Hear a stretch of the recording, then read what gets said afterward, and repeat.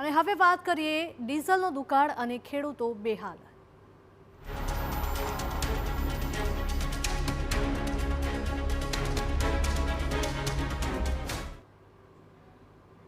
હવે વાત જૂનાગઢના ગ્રામ્ય પંથકની કે જ્યાં ખેડૂતો વાવણી છોડીને ડીઝલની લાઈન લગાવવા માટે મજબૂર બન્યા છે।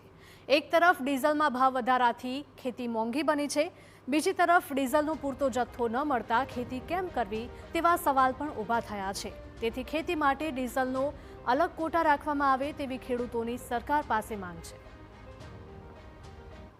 વિસ્તારોમાં ડીઝલની અછત સર્જાણી છે। વાવણી પૂર્વે જ ખેડૂતો જ્યારે મુસીબતમાં આવ્યા છે કે ડીઝલની જ્યારે એટલી અછત છે, ત્યારે આપણે જૂનાગઢ જે શહેરના જે ખેડૂતો છે એમની સાથે વાત કરશું।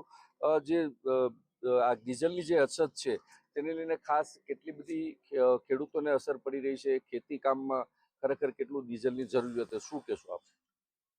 ડીઝલ છે ને એ ખેતીનો હાથ છે। જો ડીઝલ નહીં મળે તો ખેતી અત્યારે ટોટલી બંધ જ છે। પ્લસ અમારે અત્યારે જે જમીન તૈયાર કરવાની છે એના માટે અમારે ખાસ ડીઝલની જરૂર છે। એટલે અમને લિમિટ વગરનું ડીઝલ આપે તો અમારી જરૂરિયાત હોય તે પ્રમાણે ભરી લઈ, કારણ કે દૂર ખેતરથી આવતા હોય તો દર વખતે અમને ધક્કો ખાવો પણ ન પોસાય। એટલા માટે માનનીય કૃષિમંત્રીને મારી ખાસ વિનંતી છે કે ખેડૂતનો સ્પેશિયલ કોટામાં ડીઝલ ફાળવે અને શક્ય હોય એટલી ઝડપથી આ વ્યવસ્થાને સુધારે।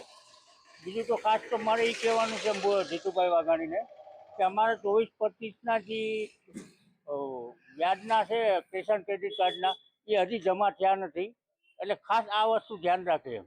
આ હતા જે જૂનાગઢના ખેડૂતો। અન્ય ખેડૂતો આપણી સાથે છે। મંજુભાઈ, કઈ રીતે આ ડીઝલની એટલી અછત છે, ખેડૂતો ફાફામાં રહ્યા છે, કેરબારીને લાઈનમાં ઉભી રહ્યા છે, ઉપરથી જથ્થો ખરેખર આવવો જોઈએ કે કેમ? ખેતી પ્રધાન દેશની અંદર ખેડૂતોની બરબાદી, ડીઝલ ન મળે તો ખેતી થઈ ન શકે, કારણ કે ખેડૂત છે એ ટ્રેક્ટર આધારિત ખેતી ઉપર છે, ટેકનોલોજી ઉપર આધારિત ખેતી ઉપર છે। ત્યારે ડીઝલ જ ન મળે તો આ દેશનું અર્થતંત્ર રોકાઈ જવાનું છે। કારણ કે કોરોના કાળની અંદર ખેડૂતો જ્યારે ખેતરમાં હતા ત્યારે જીડીપી 8.5% રહ્યો હતો, અને આવી સ્થિતિની કપરી પરિસ્થિતિની અંદર ખેડૂતો અત્યારે જીવે છે। અને ડીઝલ ન મળે તો ખેતી તૈયાર કરવી છે અને ઉનાળુ પાક છે એને તૈયાર કરવો છે। હવે આવા સમયમાં સરકારે ખાસ ચિંતા કરવી જોઈએ, કારણ કે ખેતી પ્રધાન દેશની અંદર જો ડીઝલ નહીં મળે તો ખેતી અટકી જાય, અર્થતંત્ર અટકી જાય અને ખૂબ મોટી પરિસ્થિતિ એ બેકાબુ થશે, લૂંટફાટ ચાલુ થઈ જશે, કારણ કે આ બેકારી વધવાની છે। એટલા માટે સરકારને ખાસ વિનંતી છે, કેન્દ્ર સરકારને, કે તાત્કાલિક અસરથી ખેડૂતોને ખેતી માટે ડીઝલ મળે એવી અમારી માંગ છે। આ હતા જે શહેરના ખેડૂત। અન્ય ખેડૂત આપણી સાથે છે। નાગજીભાઈ, ઘણા લાંબા સમયથી આ વૈજ્ઞાનિક ઢબે ખેતી ટેકનોલોજી થતી હોય છે, ખાસ કરીને હાલ હવે બળદથી ખેતી ખેડૂતો કરતા નથી, ટ્રેક્ટરથી કરે છે, આપ શું કહેશો? મારું નામ છે નાગજીભાઈ ધોરાજીયા, હું ખેડૂત છું। મારે અત્યારે ખેતી કરવામાં એટલો પ્રોબ્લેમ છે કે ડીઝલ અત્યારે મળતું નથી, અને બળદના અટાણે કોઈ ખેડૂત પાસે બળદ છે નહીં, એટલે આધુનિક યુગમાં ટ્રેક્ટરથી ખેતી થાય છે, એટલે ડીઝલની તાત્કાલિક જરૂર છે।